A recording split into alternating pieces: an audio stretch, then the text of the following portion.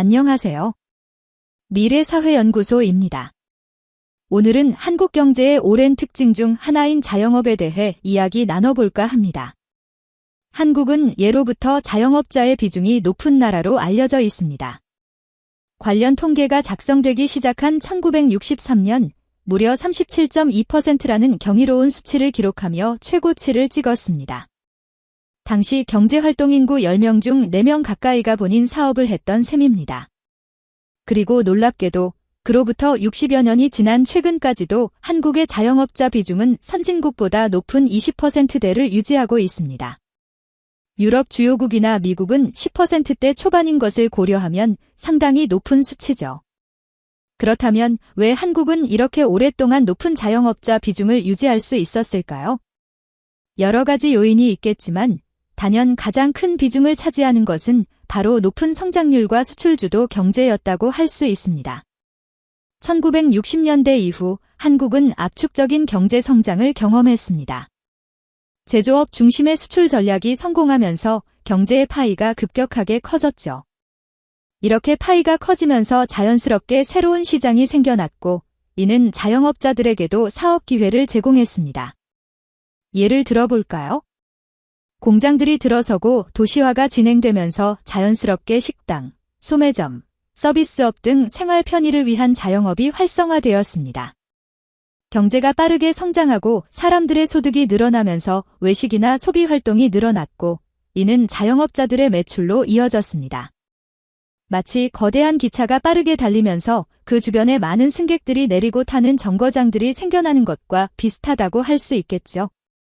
특히 수출은 내수 시장의 한계를 뛰어넘어 한국 경제 전체에 활력을 불어넣는 엔진 역할을 했습니다.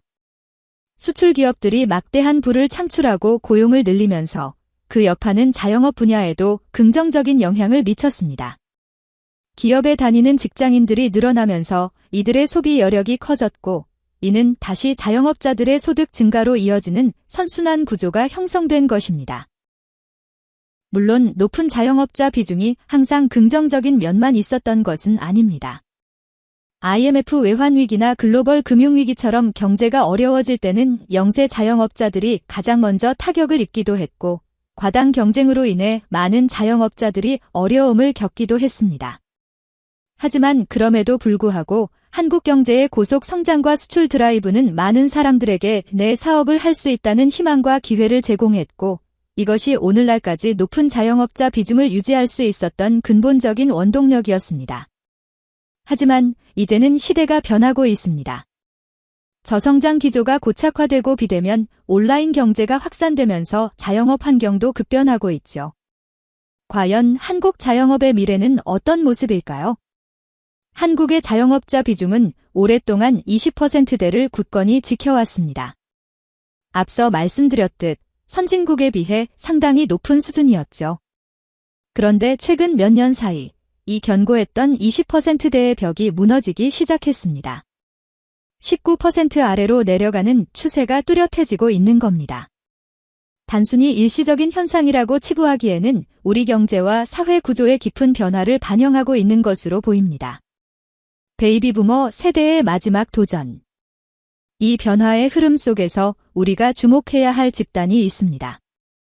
바로 베이비 부머 1차, 2차 세대입니다. 한국 전쟁 이후 태어나 고도 성장의 주역으로 활약했던 이들은 이제 대규모로 정년퇴직을 맞이하고 있습니다. 은퇴 후 이들의 선택지 중 가장 많은 비중을 차지하는 것 중 하나가 바로 자영업 창업입니다. 퇴직금이나 모아둔 자본을 바탕으로 제2의 인생을 시작하려는 열정적인 시도라고 할 수 있죠. 하지만 현실은 그리 녹록지 않습니다. 이미 포화 상태인 자영업 시장에 새로운 경쟁자들이 계속 유입되면서 생존 경쟁은 더욱 치열해지고 있습니다. 높은 폐업률이 이를 여실히 보여주고 있습니다. 과거에는 긍정적인 측면이 많았던 사장님의 꿈이 이제는 은퇴 후 생계를 위한 마지막 도전이자 때로는 피할 수 없는 선택이 되고 있는 씁쓸한 현실인 셈이죠. 이렇게 베이비 부머 세대의 자영업 진입이 계속될지라도 결국 한국의 자영업자 비중은 선진국 수준, 즉 10%대 초반으로 수렴할 것이라고 예상합니다. 세 가지 이유로 분석해 보겠습니다. 첫째, 경제 성장률 둔화입니다. 과거와 같은 고성장이 어렵다면 자영업 시장의 파이도 더 이상 급격하게 커지기 어렵습니다. 둘째, 산업 구조의 변화입니다. 제조업 중심에서 서비스업 중심으로 나아가 디지털 경제로 전환되면서 전통적인 자영업의 입지는 점차 줄어들고 있습니다. 온라인 플랫폼의 확산, 무인 시스템의 도입 등이 대표적인 예시죠. 셋째, 청년층의 자영업 기피 현상도 한몫합니다. 불안정한 수입과 높은 폐업 위험 때문에 안정적인 직장을 선호하는 경향이 뚜렷해지고 있습니다. 베이비 부머 세대가 자영업 시장에 진입하는 것은 어쩌면 세대적인 특성과 시대적 흐름이 맞물린 마지막 불꽃일지도 모릅니다. 이 세대가 은퇴를 마무리하고 새로운 세대가 경제 활동의 주축이 되면 자영업을 바라보는 시각과 선택은 더욱 달라질 것입니다. 고통스러운 자영업 구조조정의 시간. 한국 자영업의 비중이 10% 아래로 줄어드는 과정은 매우 큰 고통을 수반할 것입니다. 이미 우리는 과도한 경쟁으로 어려움을 겪는 자영업자들의 현실을 목격하고 있습니다. 앞으로는 그 정도가 훨씬 심해질 겁니다. 매출 감소와 폐업 증가는 이제 더 이상 남의 이야기가 아닐 겁니다. 또한 자영업의 어려움은 고스란히 건물주들에게도 전가될 것입니다. 임대료를 감당하지 못하는 상점이 늘어나면서 공실률은 증가하고 이는 결국 임대료 하락으로 이어질 수밖에 없습니다. 한때 안정적인 수익을 보장하던 상가 건물도 이제는 리스크가 큰 투자가 될 수 있다는 경고등이 켜지고 있는 셈입니다. 내수 침체 심화와 허리띠 졸라매는 3. 이러한 상황은 필연적으로 내수 침체를 장기화시킬 것입니다. 사람들은 자영업에 대한 꿈을 접고 어떻게든 안정적인 취업을 택하려 할 겁니다. 하지만 양질의 일자리는 한정되어 있고 그마저도 여의치 않은 서민들은 최대한 돈을 쓰지 않고 옷도 사지 않고 외식을 줄이는 등 허리띠를 졸라매는 삶을 선택할 겁니다. 소비가 위축되니 자영업은 더욱 어려워지고 다시 소비는 줄어드는 악순환이 반복될 수밖에 없습니다. 일본의 길어버린 30년은 우리의 교과서. 이 모든 과정은 어딘가 낯설지 않습니다.